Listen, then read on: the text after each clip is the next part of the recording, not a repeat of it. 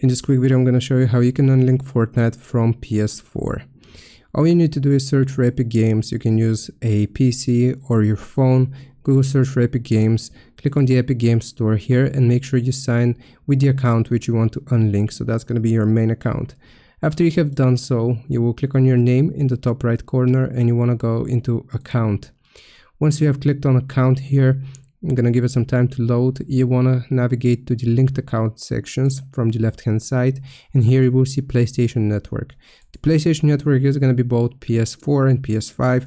So right here you will click on unlink your PlayStation Network account, and you have to check these four options. Share profile data will reset, share game progression history will be reset, purchases and earned game content will be reset on this account, and I will not be able to connect my Epic Games account to another PlayStation Network account.